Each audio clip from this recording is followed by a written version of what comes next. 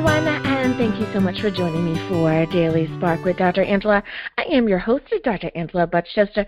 You guys know what I like to do on my show. I want to enlighten, inspire, and empower you to become your best self.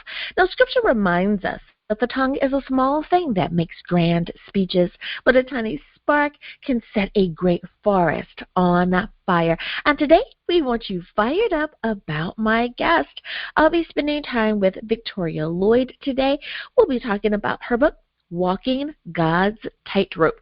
So go on, get comfy, get cozy, get your coffee or get your tea, because we are about to get started.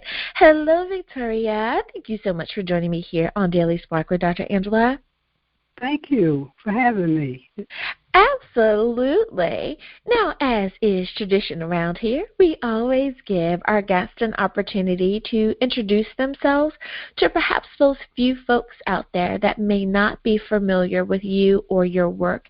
So first question for you is, tell us a little bit about yourself. What makes you you? Well, that's a good question, but I am an evangelist, and I also have a conference line, and I'm the mother of two wonderful boys, men now. That's me.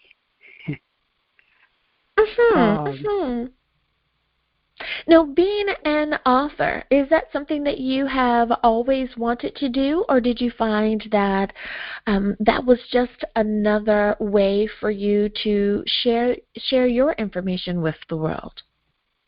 I would like to think that it is my way of sharing the word with the world, because just going to church once or twice a week doesn't do it for everybody, just somebody.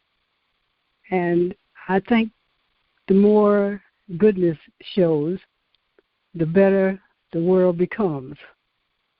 I think we just have to learn what that is. And we can learn it through the Bible.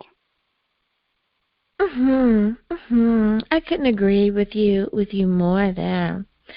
Now, the title of your book, Walking God's Tightrope. I like that title. How did you determine that that would be the name for your book? Well, because life was handing me good and bad, and I had no other comfort but through the love of God.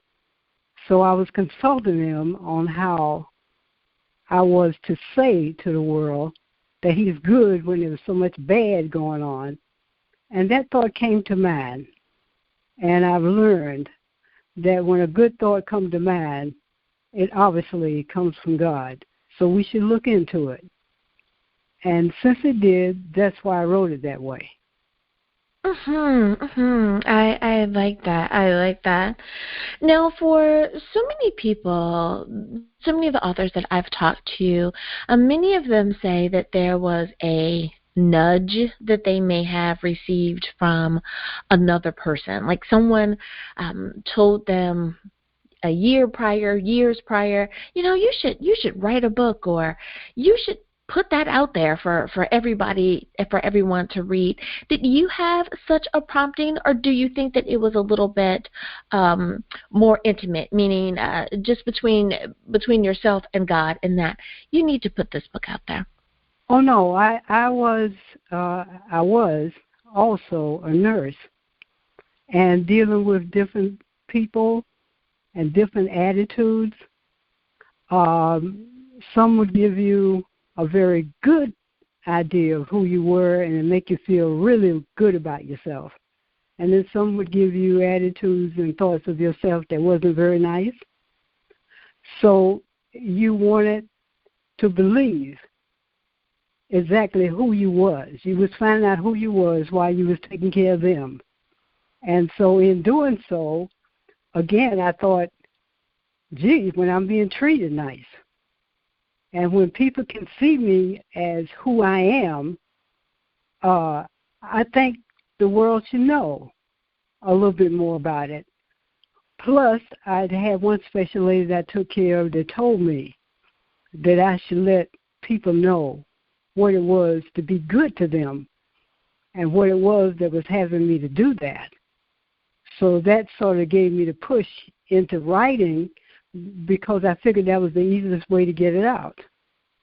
I love how God has a way of placing people along our path to give us those confirmations, to give us those nudges that we need in order to continue to move forward on that positive path. I love it. I love it. Now, with your book, would you say that someone as young as high school would be able to follow what you're sharing, Evangelist, or would you say they need to be a little bit older, like perhaps college age and older? What are your thoughts there? I think as long as they can read, or if they have a parent who would care to read to them from the book Writing God's Tightrope, I think they would understand. And I think it would be of a tremendous help, especially for the college group, to understand that they are individuals within their own right, and they have guidance if they would care to listen to it instead of trying to make all the decisions themselves when they don't really know what they're walking into or what they're going to be doing before the day is over. I think if they would just listen to that voice that would speak to them and say, no, don't do that, or no, don't say that, I think just about anybody could relate to that book, really. But I think that what you're saying is such a good thing, that if the reader is a little bit younger, it doesn't mean that they can't read the book, but if they have someone who is that parent, that caretaker, that they can read the book with, kind of like a little family book club, if you will, and then you could discuss it and you could kind of roll ideas around and use that as a way to bond within your family, but also as a way to explore and find out where could you give a little bit more advice, or where do you need a little more understanding, or whatever it is. So I like that idea as well.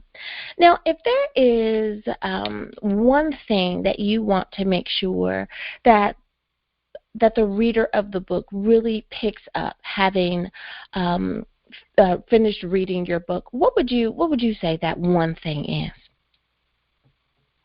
In one instance in the book, I would love to use this particular demonstration because maybe it would be more clear to them. When I first started nursing, even though I went to school, I hadn't really faced an individual the way a nurse was supposed to face them. And I took care of a lady who was not supposed to drink, and I didn't know it because she used to be drink a lot. And she called me into taking her over to the counter where she could show me how to pour her a drink because I've never drank in my lifetime, so I didn't know what exactly she was doing. But after she took it, it put her to sleep. And I immediately thought, oh, my God, I killed her because I can't wake her up.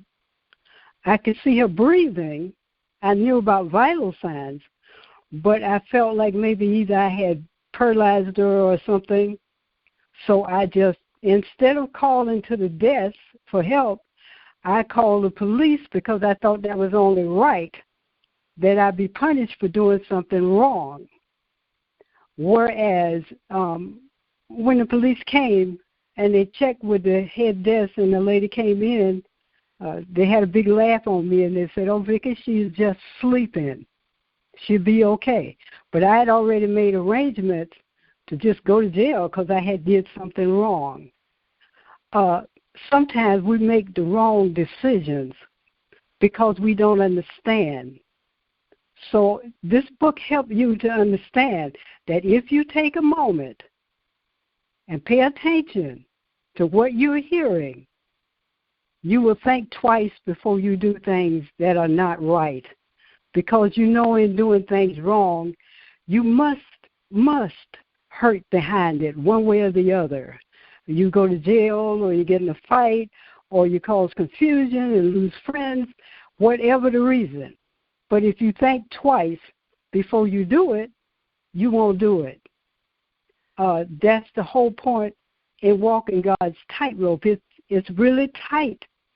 You really have to stay in a line.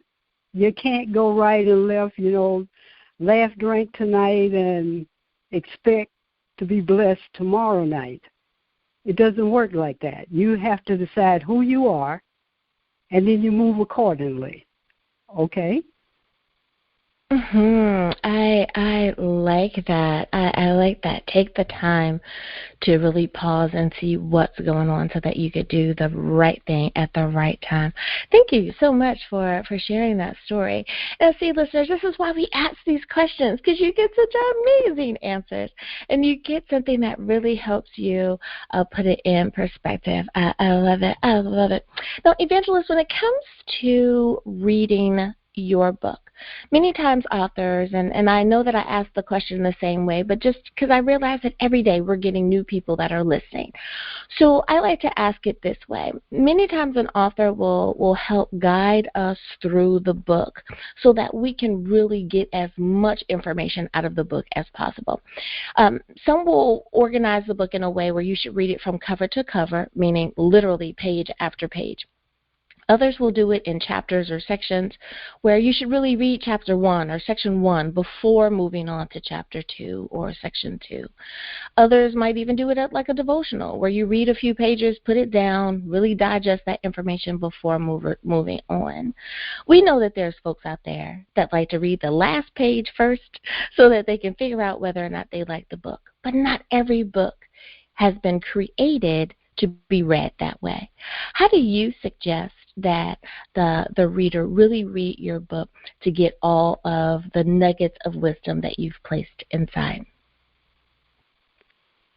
Well, that's a good question. But I must say, if you start at the beginning, you will learn quite a bit by the time you reach the end. I can say that both chapters have a terrific ending. But I say that because I guess I'm one of those people that you would call a nice person, because I never drank and I never smoked or I never got hooked on any drugs. But what I did was I was raised in a large family, and I didn't get all of the freedom that I should have got. And so in doing so, I learned to be controlled by people. What they tell me, I would just do it. And in doing so, after you become a young adult, you make a lot of mistakes. And that holds you up from being who you are. So my advice would be, look, learn, and then listen to your heart and let it tell you what is right for you, and not try to please everybody else. Just allow what God made you be you. You cannot be you and somebody else too. And you cannot know it all. And if you've never been taught in that direction that you're in, you don't know where to go. So in order for you to have the life you want, with all the joy that God has given you, look, read it, and listen, and see what the Lord tells you. I like that answer. Oh, my goodness. What a great moment. It's time for us to go to break, but what a great moment to pause and let people think about that while we are on break. Now, before we do that, Evangelist, can you please remind everyone, what is the title of your book, where can we get a copy, and how do we stay in contact with you?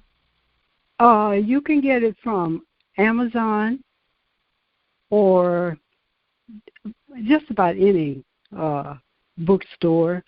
You can also get it at Ex Libris, as far as I know. Alrighty, All right. everyone. Now you know where you can get a copy of the book. We'll be back right after this.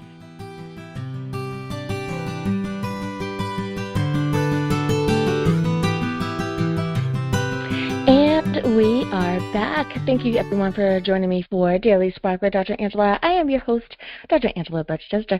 You guys know what I like to do. I want to enlighten, inspire, and empower. And I have to say, so does my guest. I am talking with evangelist and author Victoria Lloyd today about her book, Walking God's Tightrope. Now, Evangelist, my next question for you is, what was one of the hardest things you found in writing your story? And while you were still in the process of putting it all together, were there any parts that you found to be more difficult to either share, in that you needed to really...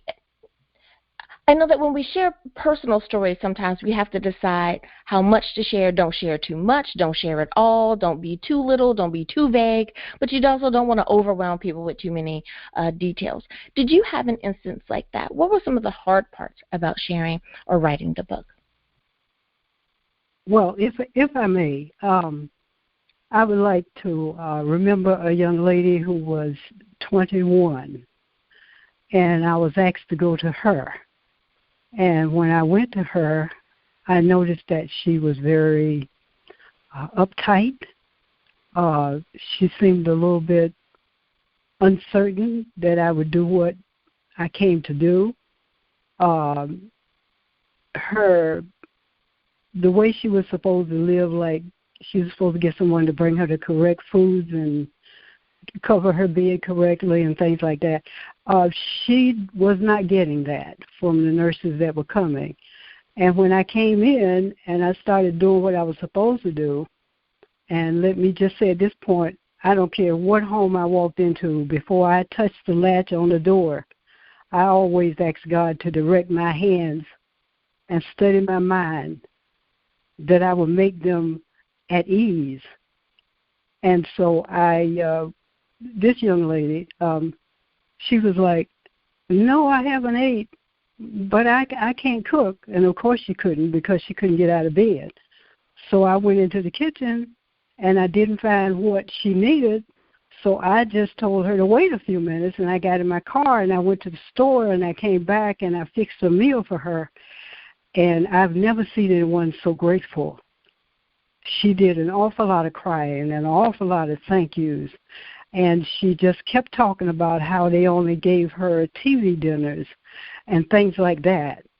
That hurt, because if God is gracious enough to give us intelligence to love people, He didn't say we had to hug everybody, but He did say, love them. And if you don't love them, then God can't smile on you, because you're not walking the tightrope that He put here for us. We have to decide the difference between the tightrope and what we want to do. And since we did not make ourselves, we cannot control what life may hand us, because we didn't follow walking like the Lord asked.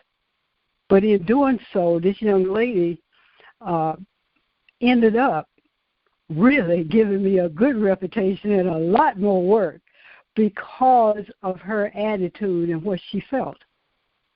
That hurt. That took a lot. All right?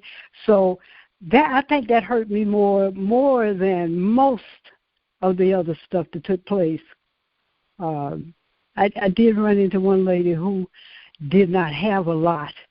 And when I moved in and she noticed that I had just decent stuff, then she came in one day to hold me up to make sure that I would sign over whatever money I had to her. And she brought a boyfriend with her, and they tripped me to the floor. And, of course, she didn't begin to tell me how to write things. But my son, who comes in and out with me, he come in and out and see how I'm doing, that kind of thing, Instead of calling the bank, I called him, and he in return called the police. And the police came in, but before the police came in, she took the phone from me. She said, it's taking too long for them to tell you. So she threw the phone out into the street. And when she threw the phone in the street, there was a lady going down the street, so she yelled for help. And by her yelling for help, somebody else called the police. So there was a whole lot of policemen around.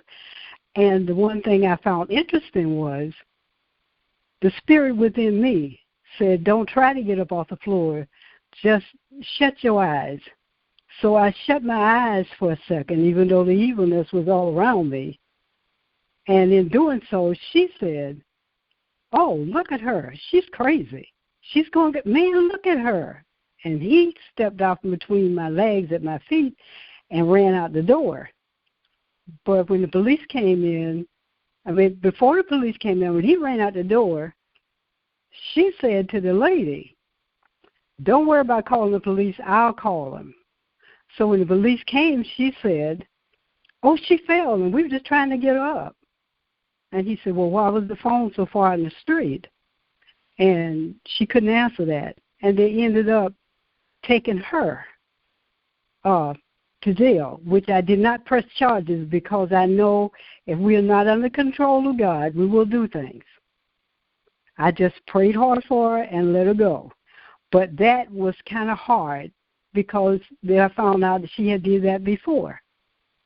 So we have to be careful about what we do and when we do it and to whom we do it with. That way we don't miss the joy that the Lord has planted here for us. Okay? Mm-hmm. Oh, wow. What a story. Thank you so much for sharing that. And, you know, we never know what someone has gone through, what has given them the strength to be the people that they are today, and just taking the time to have a conversation. And that's what I try to do here, is that I really try to have a conversation with each of the authors that are on, because we can learn so much from each other. Thank you so much, Evangelist, for sharing that story. Wow, that was so moving. So moving. Wow. One of the things that I always ask is, what do you think makes your book different than some of the other books that are out there? You've just shared a wonderful story, and I know that I've never heard a story like that before. At least no author has shared anything. But I want to give you an opportunity to answer that, though. What do you believe makes your book different or unique from some of the other books that are on the shelves out there today? Well, that too is a little difficult, but I can only tell you that I wrote the book from my life and what God allowed me to live through and to be able to talk about. It's like I told you, well, I came to the Lord early. I was a minister at 17, and so I didn't do a lot of stuff. And so the only thing that I can come up with is I let God walk me where I go. I don't try to do it on my own. And if it hurts a little or it doesn't feel right, then I back away because I need God's security and comfort to know that I'm doing His will into the world that He placed me. Since He made the fact known to us that if you try to be good, evil was always going to be present with you. And so you have a choice. And I like the goodness better than I do the evilness, because the evilness doesn't do anything but cause pain. You go to jail, you get killed, you get raped, but in goodness, you might get your feelings hurt, or you might feel like you don't have a friend. But that's about as much as you're going to get when you walk in the tightrope, because God sees to it that everything is in control for you. And so that's more or less why I feel that my book is just a little different, is because you actually see the action and you feel the pain or the joy from me. It's not something I made up or something I heard, but I just want everybody to get a grip and make this world a better place for us to live in, so that the ones that are small don't feel so small. All right? Absolutely. Absolutely. And, I think that the more we can remind people of that, the more that they will settle that in their spirit and understand that they are not alone in having that view, that it is okay to treat our fellow human beings like the brothers and sisters in Christ, that the way in which we really and truly should, with that additional love and care and patience, and just see them the way that God sees them, and it could be such a better place. I could not agree with you more. Well, Evangelist, I have enjoyed my time with you today, and listening to you, and hope how you are helping to reassure folks that it's going to be okay, and to keep moving forward, and to stay in God's positive light, and to continue to move forward with that on your minds. I love it. I love it. Well, one last time, if you would please, can you remind everyone what is the title of your book? Where can we get a copy, and how do we stay in contact with you? Well, Walking God's Tightrope is the title. And we know about that every day. And you can reach me on Amazon, or mostly in a bookstore, or Ex Libris if you want to go that far. I think everything else would just fall into place for you. Okay? Alrighty. Thank you so much again for being a guest on Daily Spark with Dr. Angela. Thank you so very, very much. Thanks for having me around. Absolutely. And listeners, thank you for spending some time with us here today as well. You could have been anywhere, but you chose to spend it with us today, and I thank you for doing so. As always, may the Lord continue to shine His face upon you. May you receive His grace and His mercy in all that you do. Until next time, everyone, remember that you are blessed in the Lord. Have a great day, everyone. Bye-bye.